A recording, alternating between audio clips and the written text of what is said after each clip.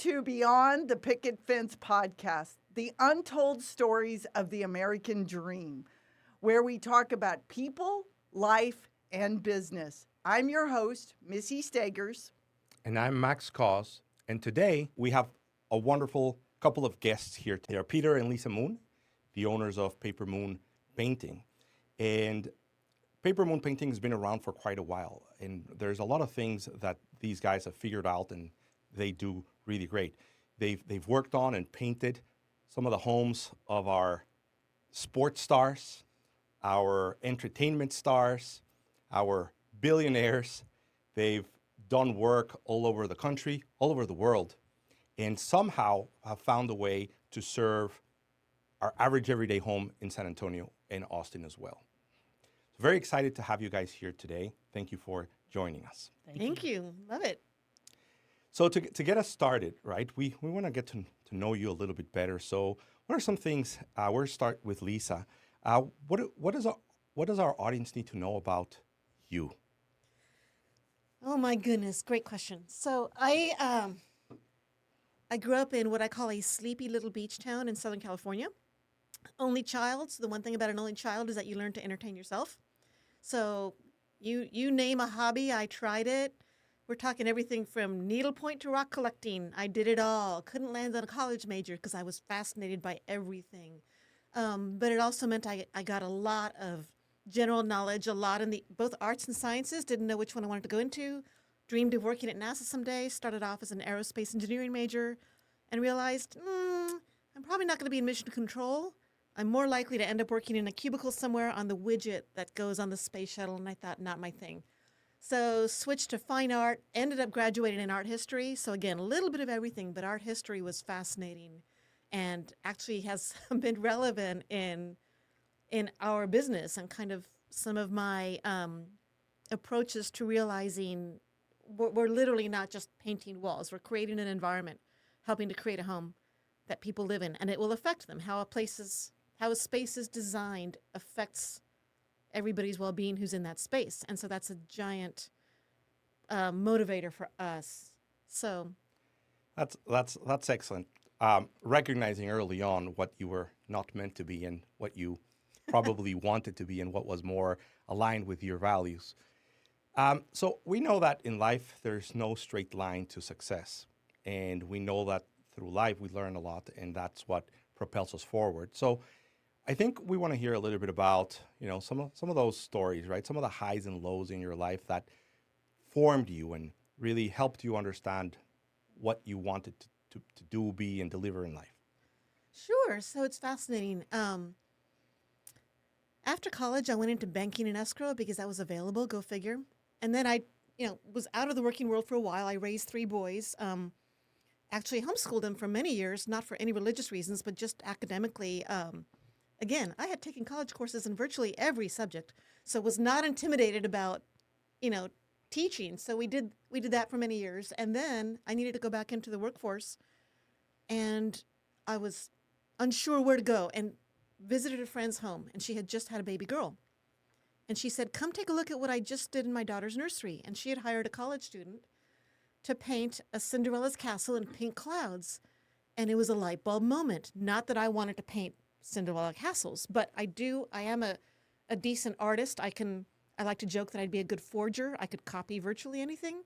And I realized, plus with the art history background, okay, so this, at the time, faux finishing was coming on the scene as a giant design trend. No longer the case now, which I'm a little glad about, but that's fine. At the time, this was big, and I just remember thinking, I can do that. I can do that all day long. So took some courses, made some sample boards, went to my first Prada homes, actually in the Dominion, with the intention to talk to some designers. And the first one I talked to was with a large design firm in town. She said, we've got a dedicated faux finisher, but she's moving to London. So come to our next staff meeting on Tuesday. And that launched that. And so that paid the bills for me and my kids for many, many years until the next iteration, kind of when I met Peter, and we morphed into another direction, but still in that same subset of interior design. So you've kind of run through it pretty quickly, but I know there's more to it. So because you're mentioning like being here in San Antonio, but then you've also talked about like being in California. Where did you homeschool your children? Which by the way, I think everybody needs to know that all three kids went to Stanford. Yes. And we're going to talk a little bit about your panda mom philosophy versus the dragon? The tiger mom. Tiger Yeah, mom, yeah. not dragon, tiger mom philosophy. So did this homeschooling happen in California? No, it was here. We moved here. My husband at the time and I moved here when the kids were toddlers. And my kids, my oldest at the time, had gone through Montessori preschool, which I love. In another life someday, I hope to like open free Montessoris everywhere, all across the country. And then I taught him to read just on a whim the summer before kindergarten. He went to the local public school kindergarten, which I'm a believer in public schools. It's great. No, but he was bored out of his mind, just bored. The kids were learning the letter sounds, and he could read the newspaper. So a friend of mine was going to homeschool, and he was like, "Let's do that." And I'm like, "Okay, we'll try this for a year. How hard can it be?" Didn't want to really be home 24/7 with little ones, because I'm not that kind of like a nesting mom necessarily. I'm a little more of an active mom. So, but we tried it. I remember that first year, I'm like, I'm just going to focus on three things: North American geography and Native American tribes, electricity and magnetism, because you can teach a lot with a potato and some wires, and math. Kid already knew how to read. So we did that for the first year and loved it. It was fantastic. Our day was our own. The whole world is your classroom. Everything from getting gas to taking a nature walk is a learning experience. So it was a fantastic year. Did it for 9 years with my kids. And there are many approaches, and you can buy entire curriculum packages that'll tell you on week 16, day 4, read these chapters. That is not my style. I'm a deep dive. Let's explore with all our senses and read historical novels and watch movies. So that was my approach. So which is kind of in contrast of the tiger mom approach, right? Like we see Right. these mothers that want their children to be very successful, and they push them really, really hard, right? 8 hours of piano lessons and 12 hours of school, and in driving them to be able to build this curriculum so then they can get accepted to major colleges. But that was not your approach at all. Like you actually went in a very different path. So what made you believe that was like the correct path? What did you know or understand about people or your children that made you feel that they would be okay with that? Because you probably didn't know that they would end up in Stanford, but you knew that they were going to be okay. Yes. I think because ironically, I had a mom who was a bit of a tiger mom. And my dad was very chill. Again, only child, so all the pressure's on the only child. So I saw a very contrasted approach between my two parents. My dad was very unconditional love. Honey, just do your best. I don't care if you only get C's. Whereas my mom was, I'd bring home the report card with 5 A pluses and 1 A minus, and she'd say, "What happened here?" So I did not want that. So my mindset was, I know my kids are capable of excellence. I'm going to want them to aim for their best. That will naturally be excellence, but I had high standards, low expectations, if that makes sense. I'm not going to expect the 6 A pluses, but the standards were, do your best, and I know you can produce excellent work because I'm your mom, and I've seen what you can do, and I've seen you write creative stories, and I've seen you, my 7-year-old, at the time, we'd go to yard sales on the weekends because, stay-at-home mom, and he would buy MS-DOS manuals for $0.25 and read them. So I'm like, okay, this kid can do great stuff. So I'm just going to hold him to, okay, do your best work. But if his best work had been C-level work, that would have been all right. What was it like growing up with a tiger mom, as you describe it, right? Like what happened with this A minus type? Oh, the mindset of it's never good enough, it's impossible to please. That I didn't want that. I wanted my kids to felt that I was proud of them regardless. Again, even if their best effort was awful, didn't matter as long as it was their sincere best effort. And I wasn't trying to push and make it miserable. Again, the world is a fascinating place. Kids are naturally curious. So feed that. How do you think that affected you, feeling like your mother, like there was no way to make your mother proud? So I was a straight A student. So you kind of got the outcomes. I got the outcomes. Yes. But how did you feel? Conditionally loved as opposed to unconditional from my dad. So Tens of thousands of dollars and many, many hours of therapy. much I'm gone into therapy. that. Yes. Yes. And that ultimately kind of formed your philosophy, your mindset. Like you said, you didn't want to be like Yes. that. My oldest, I remember he was in high school and they all went to Keystone here, which I'm so thankful for. I thought that was a giant part of their development. But he told me junior year, he said, "Mom, what if I just want to be a janitor?" Like, son, you can do that. I think you'll be bored out of your mind, but I will love you no matter what.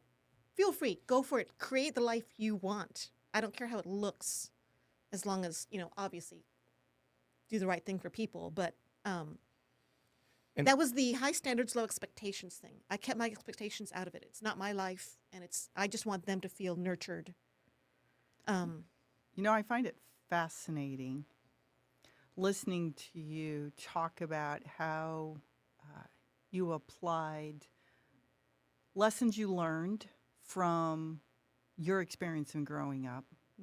But also what I hear is how you took your passion of not just art into what you do today, but your passion of science is really what I think you applied and fulfilled in raising your children and homeschooling them, and then allowing them that stretch to go back and let's just go explore and be curious. Yes. And it's okay, and not have the boundaries of this is lesson 1, 2, and 3 today, and this is the only place our brain can go. That's Right. amazing. Right. Thank you. Thank you. I didn't want the check-off approach. And I do understand if you're teaching 30 kids, you need a checklist. I get it. I'm not trying to, discount that need. But in our setting, it worked well where I didn't have to have the checklist. I just needed to make sure that they were on pace and they surpassed it. So So that happened kind of early on in your life, and you decided how you wanted to be and how you didn't want to be, and then you used that philosophy with your kids. Where else have you used that philosophy that has helped you, worked for you, you've been successful or happy with it? let's see now. So one thing, this is the pro and con of me in the business setting. So the challenge for me has been, and Peter can weigh in on his approach to life, which is much more different, a little more methodical than mine. So I have all of the stereotypical pros and cons of a creative person, which means that when I need to accomplish something for the business, I can imagine that I would be a difficult employee to manage because people want to say, "Okay, great, Lisa, let's make sure we get this from you by Thursday, right?" I'm like, well, maybe I'll get it by Thursday. Most likely I'll knock it out Wednesday at midnight and it'll be phenomenal. But if you give me that Thursday deadline, I'm going to balk at it because that's not how my approach is do my best. I will do my best, which means I will knock it out of the park, just probably not on a timetable. So I've had to learn to adjust in business to be a little more colleague friendly in that regard and not be the wild card, right? So it works for me when I remember that others are depending upon my outcomes. And so therefore I can't just do my own thing all the time. And one thing that I know about you guys is the importance of delivering a great experience Yes. to your clients. And I kind of have a feeling that you were able to understand the importance of not being a common experience, not a typical experience, and providing something unique and something that is right for them. So kind of like applying what you've learned that you didn't want in life, then learning what worked for you with your children, and then translating that into the business side of things, right? Yes. The philosophy and the mindset of those relationships, and not necessarily having to be methodical, but rather caring and understanding of your. I think majoring on the majors, right? So I majored on the majors with the kids. Make sure that they know they're loved unconditionally. Do your best. Doesn't really matter what the best is, but just honestly do your best. Approach life with joy and creativity. And there's so much. There are 1,000 ways to be successful and happy. So don't try to fixate on one.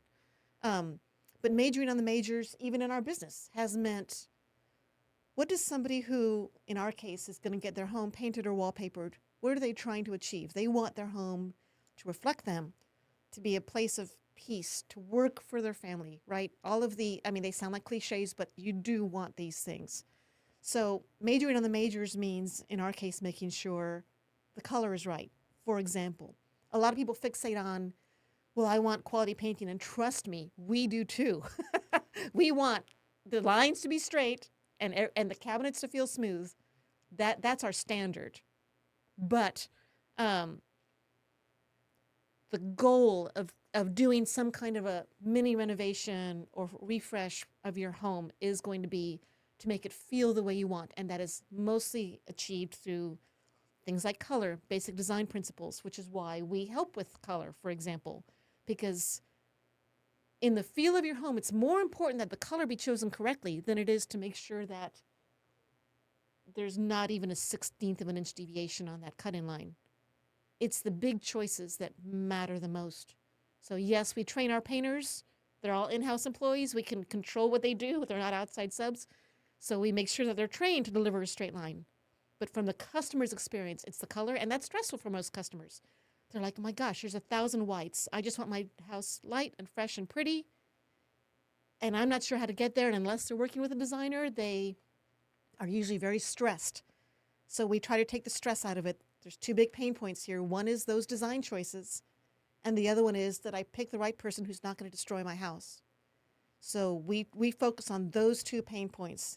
Yes, we are the right people. Here's why. They're our own guys. We train them well. We try to get all the systems in place so that you know exactly what's going on, and we'll help you with, at least in the paint arena, those design decisions. That's me. You know what I think is fascinating and about what you just said, and I'd like you to tell me a little bit more about that? There's emotion in paint color, and there's emotion in what color goes on the wall and how I'm going to feel. And when I listen to you talk, I hear how you think about that and try to pull that out of them so that you can help them. Yes, yes, that's a fantastic point, and it's beyond just the stereotypical blue is calming or what have you. If the goal is to have a soothing space, then you're going to look at not just the stereotypical, 5 tips to a soothing bedroom, but how much natural light do I have in here? If I have a lot of natural light, do I want to go with a light, bright? Am I leaning organic? Am I leaning toward, warm textures? Maybe I want a warm white or a beige, but it's got to be the right beige so that it doesn't lean into tan and isn't going to age out in 5 years and is going to feel organic and natural. Even things like something as basic as paint sheens, right? Don't get me started on all the blog posts out there about choosing satin for your walls. I am not a fan of satin for interior walls because it looks too plasticky. It's just too shiny. It's great for woodwork, not for walls. So if you want your home to feel fresh and organic and not cheap or fake, pick eggshell. Something as basic as that. We'll come back to some practical advice for our viewers. There's a part that I just think that you guys take for granted that I think is super important, which is, again, you provided an experience for your kids, and you recognize the importance of not being a certain way, right? Not being boxed, not being overly structured, and in being able to focus on the outcome, but understanding their needs and the way to get the most out of them. And I believe that we've talked about this, of the understanding that this is a joyful experience for your homeowners. That painting shouldn't be a pain, and that in fact you help them make it fun. You help them enjoy the process as much as possible, right? Because whenever you have people in your home, there's always some stress. But it's so natural that you almost even take it for granted. And for me, it's always been like, wow, that's one of the things that's most amazing. And it kind of seems to me that it kind of comes from recognizing that from your kids, and then saying, well, that's just how we do things. I would say, just from, I've spent 15 years with Lisa now, so I would say that it's like that. It's actually similar with our kids and our clients. That I think the overriding word that you described, Lisa, is passion. So I think she brought passion to homeschooling. She gave her kids a love for the world and of learning, like opening their eyes to, where does the gas come from? Where do we get it? To drill it from the ground? Where does it? How did it get formed in the ground? For millions of years of laying dormant or whatever. So that kind of thing. And then she brings the same thing to the business. We're passionate about people's homes. I mean, we're passionate. I mean, we don't want to just slap on paint and get paid and move on down the line. We care about people. And I think that comes across, that people know when we come into their house. These people care about my experience. They care about my house, my colors. And, Lisa and I will paint your house for free if you have us over for dinner a few times and we get tired of being in an ugly room. So both of us hate being. So let's hear about your story, Peter. You've got a few very interesting and very contrasting things. Yes, I'm as not well. sure that our situations could have been different, more different. I'm a Texas boy, born in Abilene, Texas, and ended up here in San Antonio when I was 6. So I'm 6 of 7 children, and a tow-headed kid. Unlike her experience with her mom, the only time I ever got attention from my mom when I was sick. And so honestly, to this day, I actually don't mind being sick, because to me, it reminds me of the only time I ever had my mom's undivided attention, because with 7 kids and she worked full time. So her mom was overbearing. My mom was non-existent. I say I have 4 sisters, so I say I had 4 moms. So yeah, our stories just could not have been different. So. And your experience was one where you had to learn to do everything for yourself, right? Tell us a little bit about that. There's a funny story there apart too. from not really having a mom that was there, I don't know if it was the time we were, raised in the 70s, but my brothers and sisters all seemed to be doing their own thing, and so I learned from a very young age. I mean, probably not 4. You said 4 earlier, but by 6 years old, I was on my own. Like, I was raising myself. I would get up in the morning. I would go into the kitchen, get a chair, push it over to the stove, make myself some eggs, get on my bike, go play with my friends all day, catch lizards, and then come back at lunchtime when I got hungry and get my chair back there and make myself some macaroni and cheese. And, I mean, it's funny because to this day, I don't really register heat, being hot or cold or hungry, because I've always just learned that if I'm hot, cover up. If I'm cold, turn on the heat or put on a sweater. If I'm hungry, go make yourself something to eat. So you'll almost never hear me say, oh, I'm cold, or oh, I'm hot, or oh, I'm hungry, or thirsty, or I'm tired. It's like my brothers and sisters said, like, so what? Go fix, help yourself. So I just learned from a very young age, which, brings a lot of good things in life, but at the same time, it's a little sad to know you see this little tow-headed kid on your own. So I can assume some really good things about being so independent. Yeah. But I'm sure that independence comes with a cost as well, because people around you might not be as independent, might need to know that you care, or you're supporting of them. So how did that affect you? It's tough. I'm sure it's toughest for Lisa, honestly, because I don't need Lisa for anything, like nothing, zero, zilch, but I want to be here. I like Lisa. I like hanging out with Lisa, but I don't need anybody else. And yeah, you're right. It's hard for me at the office. Like, we had an incident today. This girl's gonna take off for a couple of days. I mean, she's a key production person, and and it was her husband's uncle, who she doesn't even like his family, and she's gonna take off a couple of days. And I'm like, so I need you here, So, so it was better than her neighbor's dog died, But so again, it is hard for me to understand where other people come from a lot, because I just go, I mean, just get things done. I'm just doing, and it's like, get out of my way, and so. What have you had to learn from working with others then, being highly independent? Is there anything that you've Yes. changed in yourself or slowed down?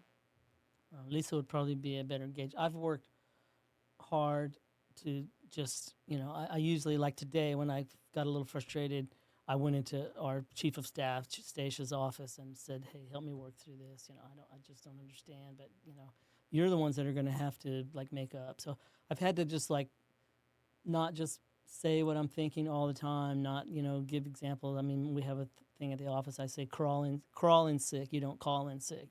If you crawl in sick and you look bad enough, we'll send you home. But so that kind of thing, I've had to work hard to not make my stuff everybody else's stuff.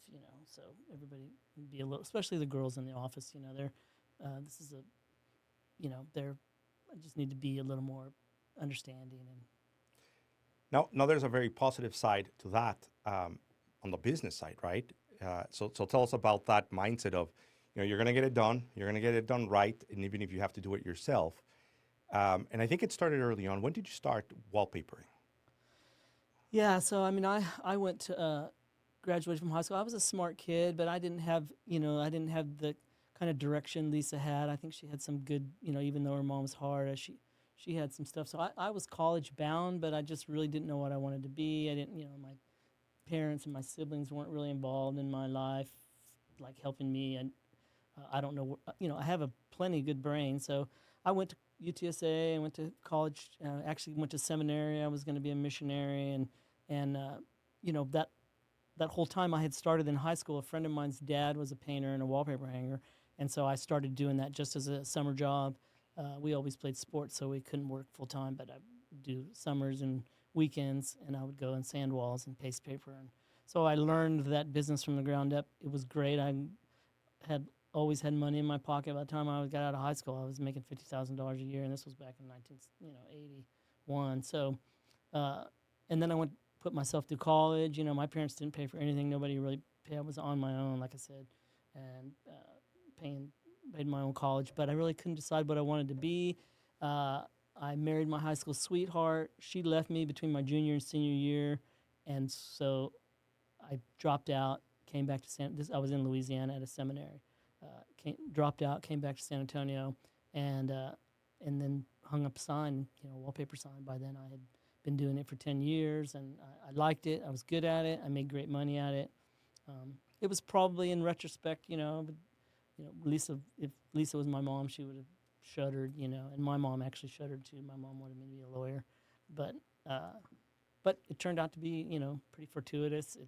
I was good at it. I was great. I've traveled the world. I've flown to Aspen and flown to Prague and flown into the interior of Mexico. So when you're the best at anything you do, you can make good money. And so it turned out to I put four of my own kids through private Christian schools, and so That's a pretty interesting path from high school not knowing what you want to do to college, then to seminary school, if I heard you right. Yes.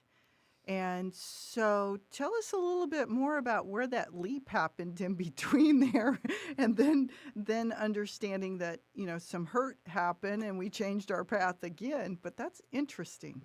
Yeah, I mean, I think it was a little past. I wasn't in the '60s, but it was kind of the tail end of the Jesus movement. I think I kind of had a conversion experience. I didn't come from like the ghetto or like I wasn't like hungry or anything. But so I don't want to overemphasize. But my dad was a sergeant with 7 kids, so we were fairly poor. I wore hand-me-downs. I have school pictures of me in the same shirt.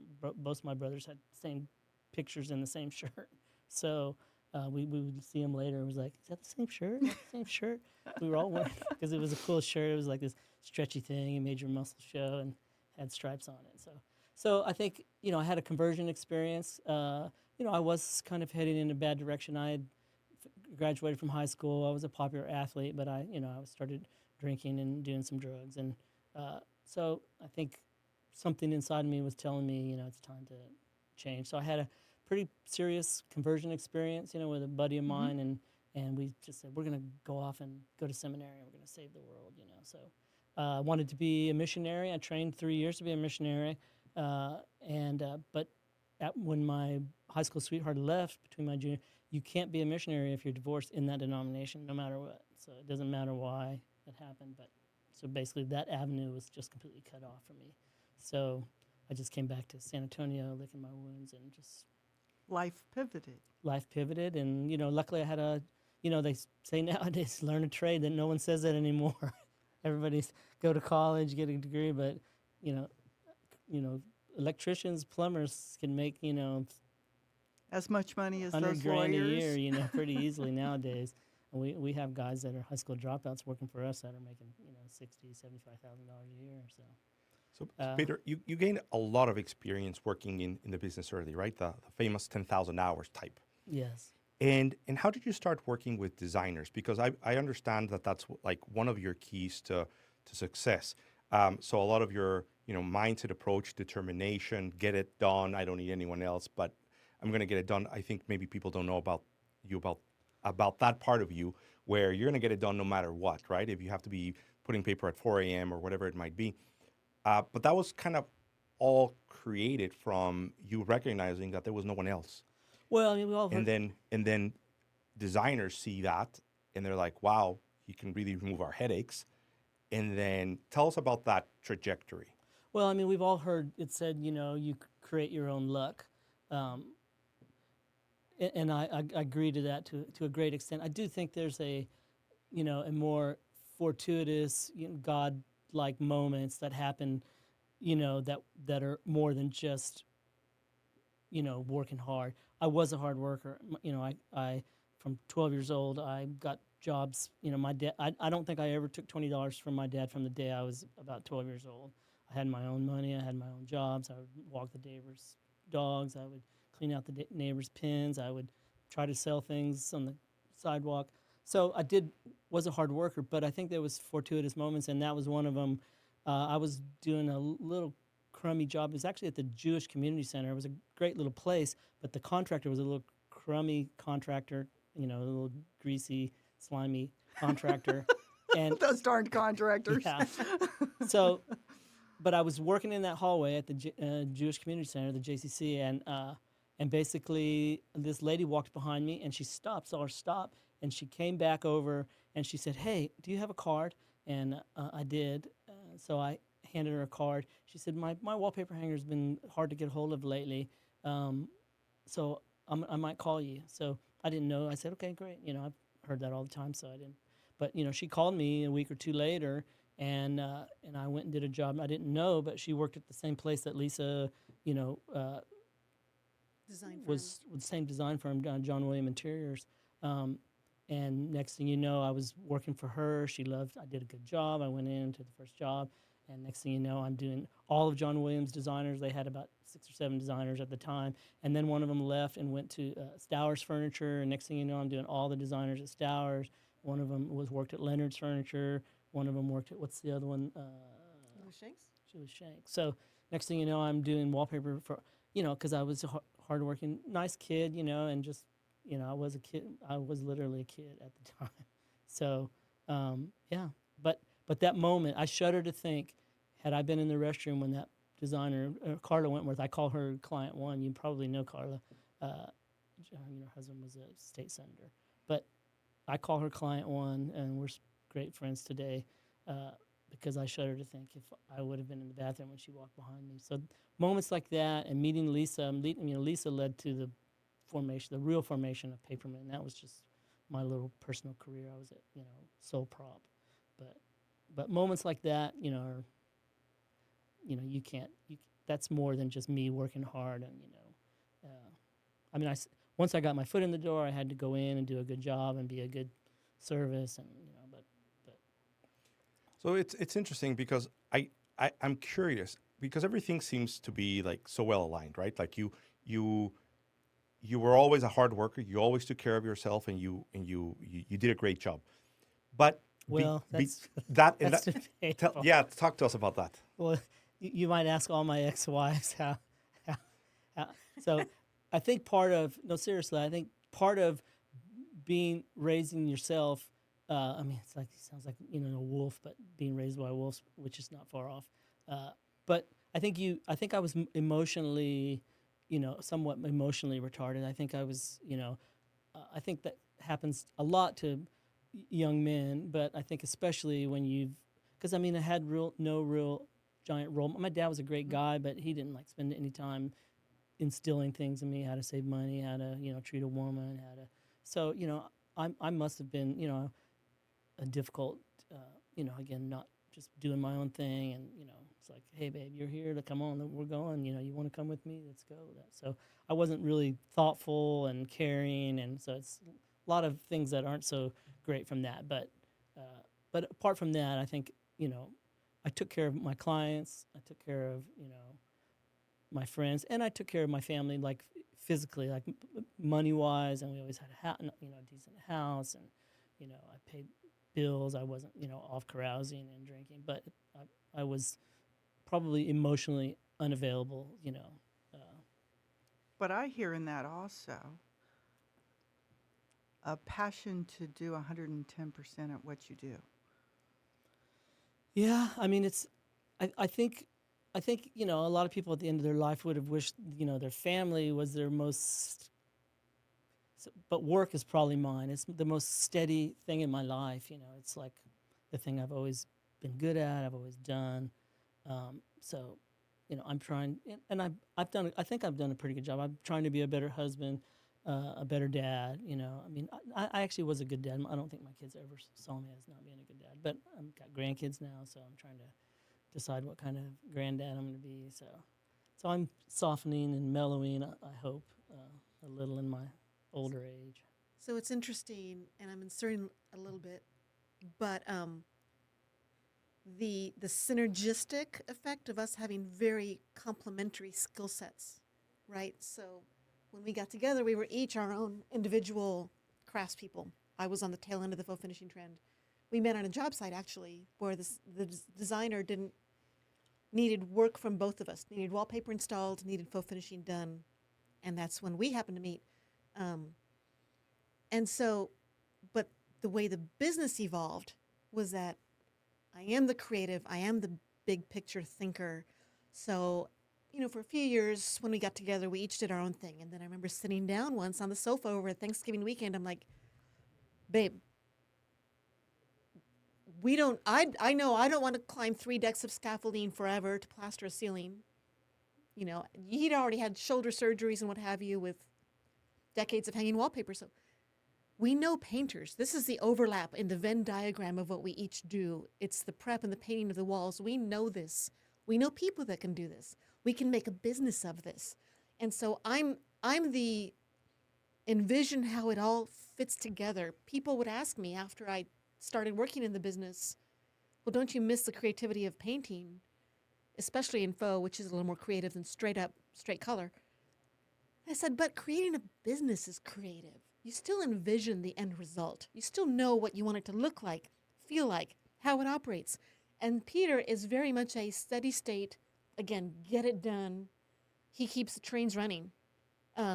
He keeps the machine humming. So, whereas with me, I replaced a staffer recently for about 3 months running production. And so now Peter's going to take that back over. But I did it for those 3 months, and I was miserable because I am not a leave your house while it's still dark to be at the office at 7:30 in the morning. Like, this is not the way I'm wired, at least. You said that's not the way human beings Not the are way wired. God intended, honestly, like really. But Peter can. Whereas, Peter's not the guy if we need to improve our system or we need to educate our clients on how color interacts with their space. But I am. And so the two together has really been the magic. So you decide to join forces. You see kind of where the synergies are, and you're like, okay, let's go after this. Mm-hmm. But at the same time, you have backgrounds that are so different. Mm-hmm. So what was that like? I'm sure there was, there's been a mess here too. Talk to us about like some of the challenges maybe of working together, maybe some of the challenges of starting the business together and having clients together. And then ultimately what you learned to overcome those things. I can start, and then Peter, you'll have your own perspective too. Our upbringing colors everything, right? So Peter comes from a big, messy family. He's very comfortable in a big, messy family. So the business, especially in the beginning years, was a big, messy family. Whereas I am used to, I mean, I wanted us to be the Apple computers of the painting world, right? Um, with an engineering mindset and a beautiful setting and everything calm and, a well-oiled machine. And so there was a lot of conflict in the beginning because to have a well-oiled machine, you have to have systems in place. And the odds are that the person from the big, messy family who just gets it done doesn't want to waste time on a system. So that was a lot of our early initial butting heads was, no, babe, we need this. We need to have a system for the guys to clock in and know which project they're at. No, they just tell me I already know where they're at. But that's not scalable. And that only works as long as he is still doing it himself. But the minute we start hiring staff, which we've had to, of course, learn all of that, how to find the right staff, how to train them, those were some painful discussions in the very beginning where I wanted to get a streamlined, well-oiled business. Peter was like, "It's working now. What's the deal?" So, Yeah, we were printing money there for a while.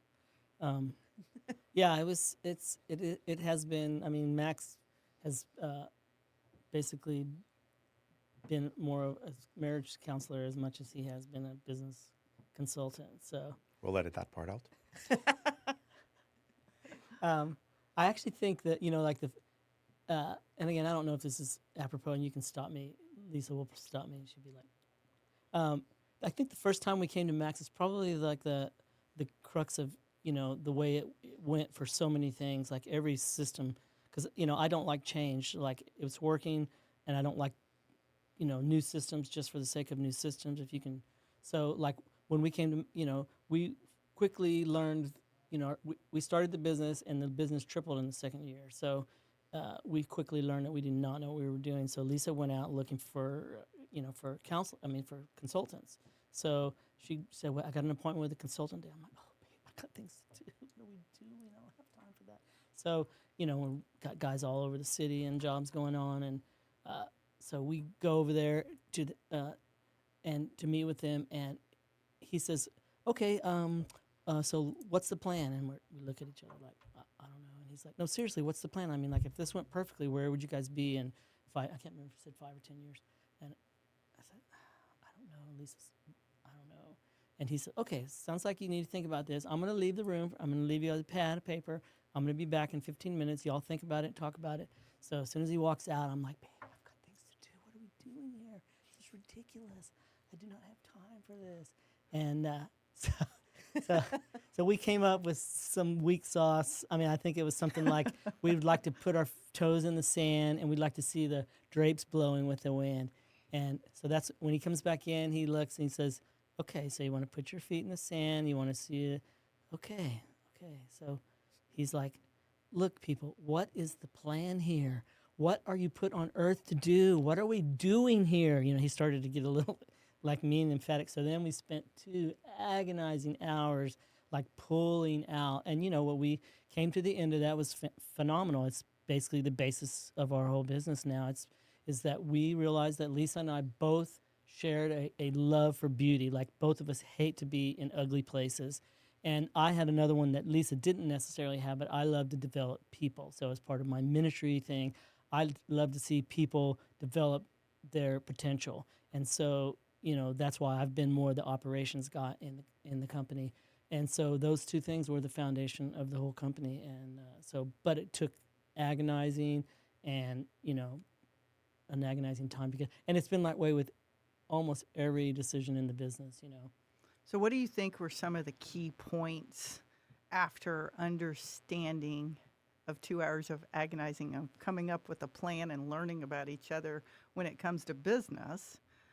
What were some of those key points that you think helped turn the corner and you could see the daylight in where the progress was going?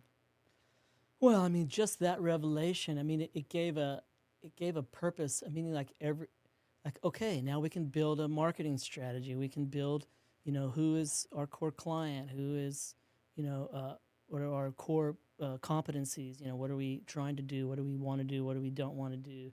It all was built off of, really caring about people and caring about how their houses look, and and then me with developing the staff and the workers and all that. So it was the foundation that allows you to, it really is a foundation that you can now start building the building on, so. And from that foundation, did you guys find other key pieces along the way, develop your processes, those type of things? What were some of the things that you think were the gems that you realized that was beneficial in installing in your business? Max had an exercise early on, one of those first early appointments. I think it was like with the 100-question survey or something, listing all of the various aspects of a business.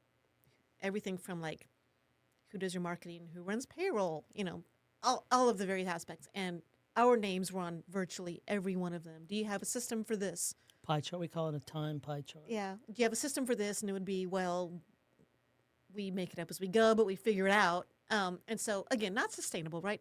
So I think the realization for us has been that we have to, and this is the challenge, as any manager or employer knows, clone ourselves as best as we can. And so we have to make sure that we hire people that see the big picture as well as just what is on my to-do list. And that's not easy, whether you're talking about the person who answers the phones or the person who's putting the paint on the wall. We have to have, we've tried hard to instill in our painters, yes, you're rolling a wall, you're spraying a cabinet, but for the homeowner, this is their nest. Painting is by nature disruptive, and most people do not like disruption in their own home. Right. So we have to make sure that the painter understands their fears, and not everybody is good at expressing their fears. A lot of homeowners, especially sometimes women, will just kind of smile and nod. How is everything looking today, ma'am? Great. Without expressing, well, I was really hoping to have my daughter's room done so I could move her back in tonight. And so we try to make sure that that communication with the client, so that, oh, you wanted your daughter's room done, we'll do that now. We try to make that clear to the painters, but that's the kind of thing that Peter excelled at when he was his own, and me as well. When you're doing the work yourself, you are constantly talking to your client. So now that we have layers of people doing the work, we try to make sure that they understand the big picture. Most homeowners are nervous or afraid or both, or the opposite. They just want it done. They're in a hurry. They're uninvolved. Just do it. And so we have to make sure that they, regardless of type of homeowner, that it's as, again, disruptive by nature, as little stress as possible. So that has been difficult, I think, for us, is learning that what we take for granted, well, of course we're going to talk to our customer. Of course we're going to see, what are you really worried about? What do you want to make sure we take care of? Does that mean that the 25-year-old painter who doesn't have 30 years of maturity in this is thinking that way? No, we've got to teach that. That has been a big deal. Yes, I can see that. Learning the questions for them to probe and follow Yes. what has built your business as individuals, and then trickling that down to them so that they can replicate you. It's what I often hear said is 80% is where you want to shoot for, Yes. and getting them there is Yes. obviously been a little stressful. You won't find somebody who's 100% you, because then you'll have a business of 3. But if you can find people who are 80% your approach, then you can make it work. Yes. So you guys have decades of experience that really help you deliver the quality, deliver an experience for your clients. Where you don't have decades of experience is working as a husband and wife team that come from very different backgrounds, and the deepest of core values are there, but some of like the, not as deep core values are significantly different. How have you learned to work with each other, recognizing your differences? Well, I think it's just a matter of, I think almost all the great things in our company has been just us fighting and then saying, okay, well, we're not going to get divorced over this, so I'll agree to go here if you'll do here. So it's compromise, and I think the core thing is that I think we love and respect each other. I mean, I respect Lisa's abilities as an artist and to have the eye of the company. So I'm not going in and trying to tell her, oh, I don't like that color on the website, because I know she has an art background. She knows better what color needs to go on the website. So allowing each other, I mean, we've had to do some work on that, but allowing each other's lanes. This is my lane. This is what I'm good at. She's never been on a team, anything in her whole life, never played a sport. I mean, so part of, Well, tennis, but not really a team sport. yeah, part of being, running production is you're the team leaders. You have a team of guys. You have 20 guys in here, so and you gotta know personalities. And this guy likes money, and this guy likes a pat on the back, and this guy likes to be verbal, and and so I think we've learned to appreciate each other's abilities, and even though she might do it differently, and when she ran production, she did it differently. We respect. I think it's respect, love, and respect. We're not going anywhere. We're not going to allow this to break us up. So let's figure it out. We're smart people that care and respect each other. So, And I think some clear delegation, clear realms, that's harder for me. Peter likes, okay, I'm in charge of production. This is my fiefdom. Let me do it. Very much an autonomy kind of guy. The difficulty for me is that it's all Paper Moon, and I see the whole thing.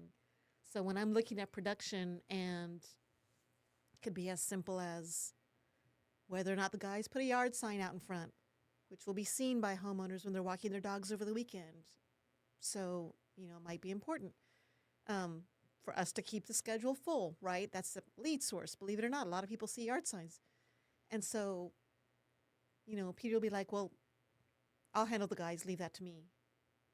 And so it's hard for me to let go of some of that because, again, yes, it's Peter's realm, Peter's department, but it's all my company, both of our companies, of course, but each of us sees it as our baby. And so that's been difficult. It's almost like I'm the architect and Peter's the builder. So the builder doesn't want to hear the architect say, hey, that outlet needed to be a foot over. But then the architect wants to make sure that outlet was a foot over. So how do you work that compromise? That there's a lot of back and forth. We both have the same goal. We want the same gorgeous home. Thank goodness. We want the same things. But how we get there is totally different. So just a lot of, as any working couple will tell you, a lot of, And it sounds like you guys have a lot of great communication. And and you're both trying to be better, right? So Peter has said, this has been very difficult for me, but I keep trying and I'm getting better. So it's kind of like not being afraid of arguing or disagreeing, having utmost respect for each other, trusting each other, and then just an abundance of communication. Yes, and I think in order for a business like ours to work when you're working with your spouse and building something like this with your spouse, neither one of us hold grudges. Yeah. We have a lot of what we call passionate debate. So especially new staffers, we'll tell them, look, you will see some sparks fly. Don't worry. 30 seconds later, we're kissing each other and heading on out the door to our next thing. Because it's all right. We can get into it with each other without any rancor, without any, ill will, without any, not everyone can do that. Some people can't let go, and want to, trust me, I came from a very quiet environment and I get it. And I've had to adapt a little bit there to where when you're one of 7, the loudest person in the room kind of wins. And I was raised with the loudest person in the room just has really bad manners. So I've had to adapt. But, so there is some of that. But at the end of the day, we do value each other. We care for each other. We're not going to, again, not holding grudges is key. I even included that in most of the time when I interview a staff member. I just say, we don't mind. We can even say that's a crappy idea. And he won't hold a grudge for that. We're not going to hold it against you. You can tell us, even we're your bosses, you can tell us, I think that was a terrible decision. We're not going to be offended. In fact, we want to hear it. So I think that's been important. Yeah, that communication. It's an amazing thing when you're open to it instead of offended by it. Yes. Let's shift gears here for a moment. You guys are probably tired of talking about the Home and Garden TV show, little segment that you guys had, but I think we're going to be a little curious. So There's a lot of different things that I think people are going to be interested in, but you've worked with a lot of designers, and you're well known in the community. So you were like asked to come in and kind of rescue this project.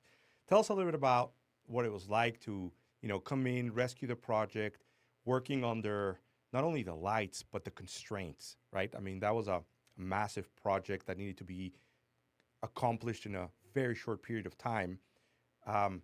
We'd love to hear how you were able to, get it done, or anything else about that project. I'll start off first. The fortunate thing is, when you've got 15 or 20 painters, you're able to scramble. The designer in that case, Kim Wolf, we came in mid-project. The previous paint crew was not doing things to the homeowner standards. This was a small 100-year-old home, so inside and out. So you can imagine the scraped layers of old paint and the frenzy of activity. Things were being a little bit rushed, not quite the result, not quite the quality control that the homeowner wanted. So we came in mid-project. So Peter had to really play chess. A lot of troop movement there on, we need 6 guys there tomorrow. How can we get that done? And keep all your other clients happy. I mean, we had a Exactly. full slate of jobs going, so yeah. Yeah. But It that is was- my strength. I mean, I've told Lisa, the people in the staff in the office, look, production is like chess. It's like playing chess, with a master chess player every day. So, because, you can set the schedule on Friday, but by Monday, 3 things have changed. Somebody's going to call in sick.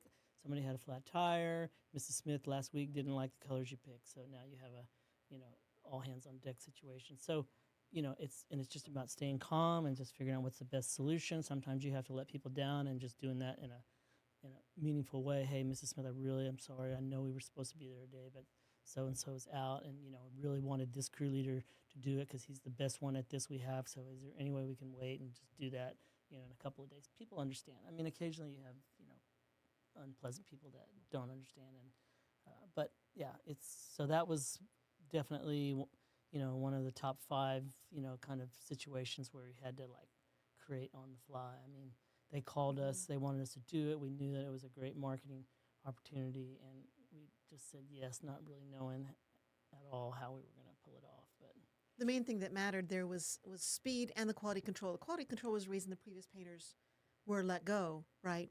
So, they wanted somebody who could accomplish a gorgeous result in a little 100-year-old home in 2 weeks, basically. I use one of Max's old stories. He was talking about some boss he had way back in the day about his.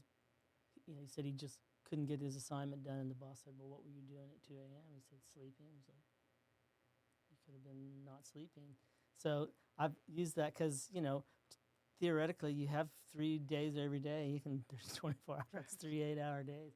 So it's possible to get 18 days of work out of 6 guys for a few days.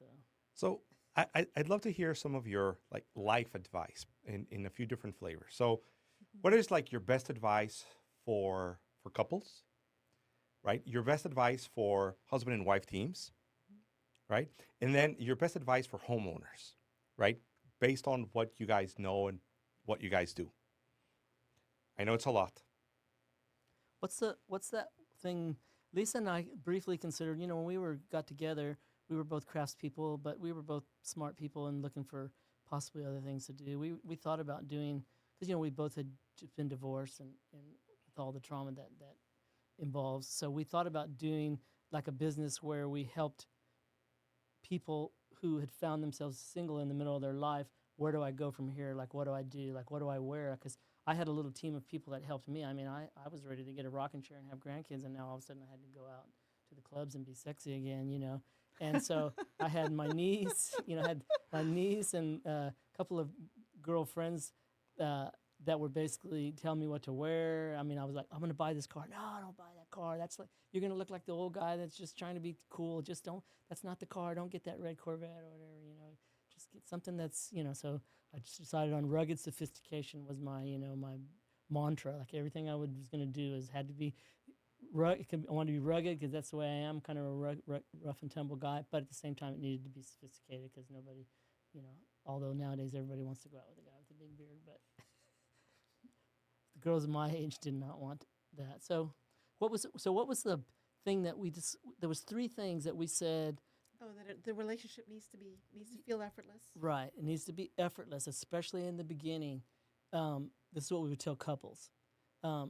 If it's work, if you're already fussing and you just started dating, forget it. It ain't gonna work. So it needs. When Lisa and I came together, we were together almost every day since then. It's just like been the most effortless thing. We travel. I took her on shortly after we met. I had a cousin get married in Fredericksburg, so it was an overnight trip. And I took her up there, and I just loved the way, we traveled together. She driving, not driving, what restaurants. I just dug the way it was like effortless, And then the other one is you need to be crazy about each other. So we've noticed a lot in relationships where you go like this, and then the other one comes all the way over here, but it needs to look like this. So you need to have equal amount of emotional invested in each other, because sometimes people care about the other one way more than the other. This one's got options, and so it's going to be bad for this one that's coming over. And what was the third one? So true. Right. Oh, goodness. What was the third one? Oh, bring out the best in you. Yeah.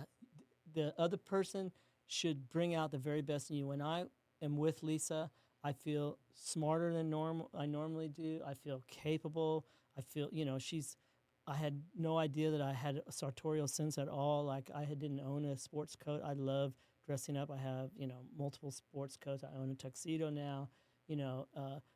Lisa, when we started traveling after we got together, she's an art historian, so I get to see the art of the world. I realized I really love art and museums, and it was just literature. I'd always read, but now it's like we could talk about literature. So I just feel she brings out the best in me. I hope that the same with her. I think, well, for 2 things, she didn't consider herself an artist when I met her, which was ridiculous because I had pictures of her when she was 2 years old with an art brush in her hand. And she didn't consider herself a Latina, which was ridiculous because her first language was Spanish.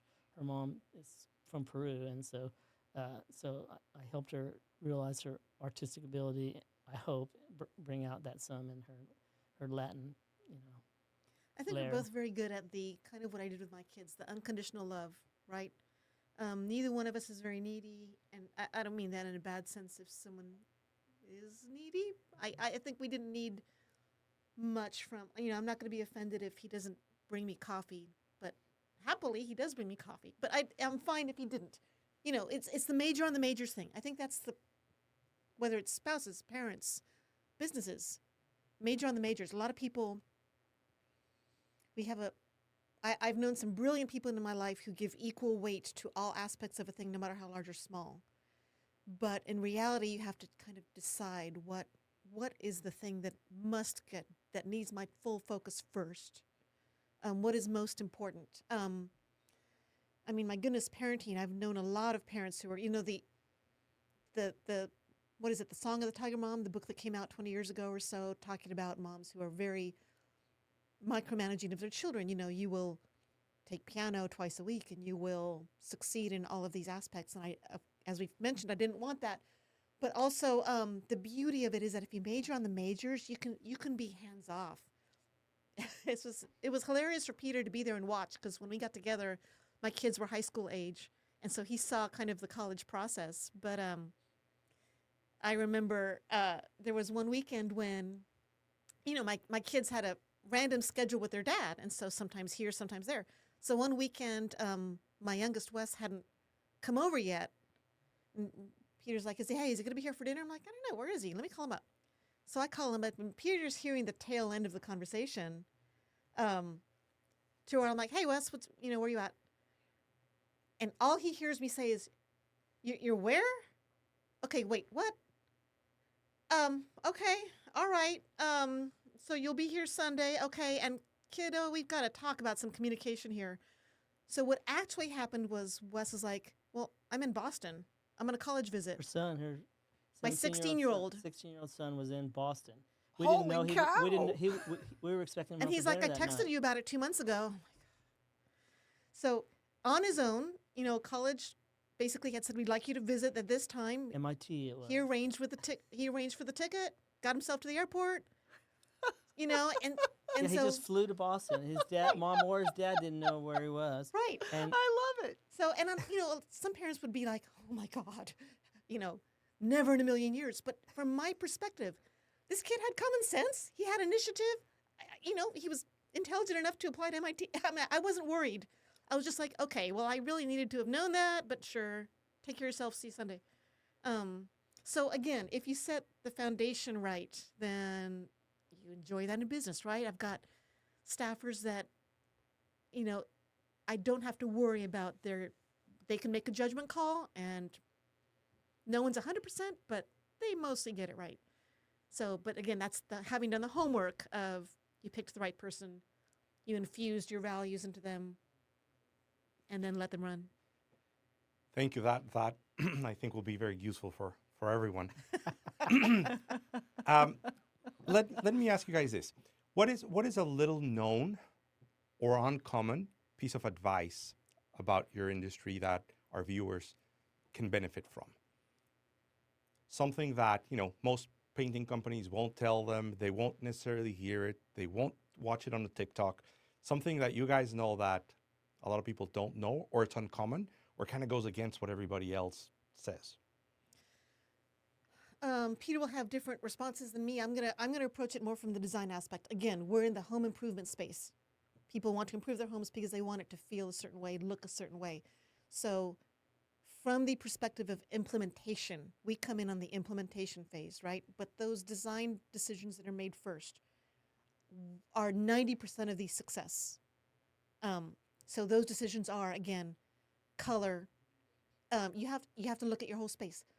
If you want your space to feel light and bright, and it's your living room has a low slung roof, faces north, small ranch house window, I suggest a lot of can lights, or bust out that window and do some. But paint alone will not solve that problem. So a lot of that is going to be education. What will work in your space? I understand your goal and your dream. So here's how we can best insert our piece of the pie to make that work. But you've got other pieces of the puzzle you'll have to take care of as well. I tell them all the time when I do all our color consultations. I don't do all of them. I have other people in our company that are trained to do them as well. But I will meet with a customer and talk about, we're picking paint colors here for your kitchen cabinets or your living room or whatever it may be. And I will say, and I'll always tell them, I could talk for hours on the topic, so feel free. I will not be offended if you tell me that's I hate that idea. That's fine. It's your home. But I will tell them, I know you want this space to feel light and bright. You need more lighting in here. And, you know, and they might have another idea. And sometimes I'll say, you can do that if you want, but you will get more bang for your buck. At $150 a pop, call your electrician and get some can lights, because that will affect how the space feels more than you want to replace that sofa. Now, they might need to replace a sofa, but they're not going to make the space feel light and bright with a new sofa. That comes down to color and light. The other thing, too, in terms of design, especially when somebody has moved into a new home, which is when they often will call a painter or a wallpaper installer, is scale. It's difficult. Most people, and Missy, I know you know this, most people are cash poor when they've bought a home. Correct. Right? They sure are. So I understand there's a transition period. For the first year, you're settling in. You're just taking care of getting the bills paid and getting used to the new flow of things. But then at some point, your oversized Tuscan furniture from your McMansion before may not work in the, you know, the nice, sleek high-rise you have now. Scale matters. Scale matters in furnishings more than people realize. And it's rare that furnishings will transfer well from one home to another unless the footprint is very similar. So most people don't tend to think about that. Now I know. Now I understand very clearly why designers love you guys, right? Because you speak their same language, Yes. and you can help work with their clients because you're on the same page, and Yes. you're understanding what they're seeing and what they want, and you help them kind of manifest that vision of what they have versus a normal company which was like, that's what you want, great, and I'll do it, but without really understanding everything. And those that don't have an interior designer or decorator will benefit from your experience and your eye. So, And I don't want to put a pun on this, but you paint an accurate picture of full truth for them. with all aspects that go into a painting, be it their home, color, light, how you see it in different times of day. You really paint a true picture. Thank you. Yes, that's the goal. Because most people don't know. They just see one slice of the pie. They think, I hate these brown walls. Let's hire a painter. And they don't know what else it will take. Yes. So we try. Peter, how about you? What is that common advice? Mine are like way more Technical? mundane. Yeah, like like for instance, you can't paint, water-based products over oil-based products. Not true. I mean, I hear that. I mean, I even hear that for painters that come in. So you can paint anything over anything as long as you do the requisite prep. Everybody loves to paint. Nobody wants to prep. So if you sand and or prime the oil-based stuff, you can put. There's plenty of fantastic water-based products that you can go right Now, over. having said that, here's the go-to guy, right? And so, side note for those of you watching, years ago we saw I saw a project come through where it said we were going to apply a clear protective coat on a prehistoric dinosaur skull. I was like, what? Why are we doing this? I mean, you paint a wall or a cabinet, we can fix that if we mess it up. We don't have these at the local Home Depot. What happens if we mess up a dinosaur skull? We cannot. So anyways, yes, everything can be painted. You still got to use some judgment. Rely at on a your party- experts. We were at a party we went to Austin for a designer had a party at her house, and we saw that our guys had painted the cabinets, and I saw the tile was the same color as the cabinets. I said, well, where'd you find that? She said, oh, well, that y'all painted that tile. And I was like, we did. And I went over and looked at it, and I didn't even know we could paint the tile with lacquer. And to his credit, our branch manager in Austin had made it clear to her this is outside of our normal scope of work. With the right primer, we can do it.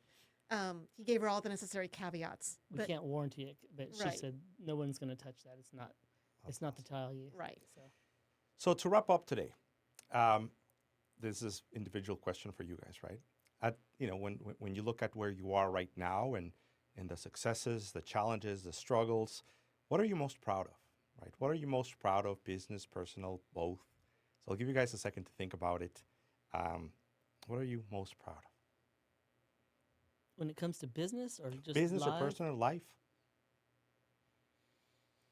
This is a small snippet, and I promise you I'm not trying to make a plug. I'm just proud of it because it's a little like labor of love for me. I love teaching. The homeschool years were wonderful for me. Design consultations, right? I love that aspect of it. So, and I love writing, and I love photoshopping. I actually find that very creative. Could Photoshop something for hours. So, a little side project. I've got a little blog of ours where I'll go into different like design aspects, especially as they overlap with painting your wallpaper. I think we have like 9 subscribers, and I don't really care because I just love doing it. So I'm proud of that. I'll become one. There you go. We'll definitely put a link on that. Again, mine are much more mundane and boring. So, I mean, I would, if I'm just thinking about it for a few minutes, I would say, my 4 children are probably, the thing I'm most proud of.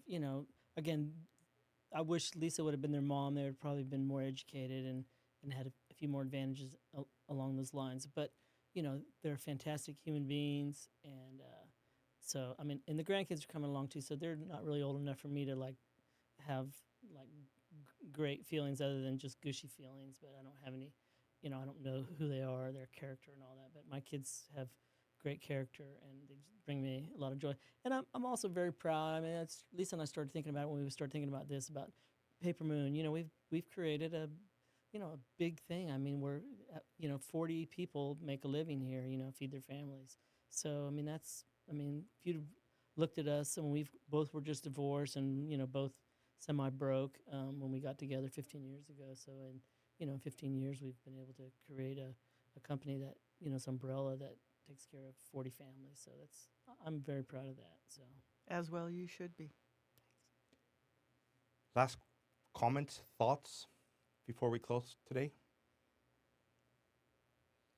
I'd like to get you guys at a party so I could ask y'all. I mean, it feels like that we just talked about ourselves all the time. I guess that's the idea, but You know, I always like to say in my business, the experience matters, and you guys are truly part of that exact same quote, because I think everything about what you've said when somebody hires you is that experience of what they have going through the process and getting an end result is what matters to you guys as well.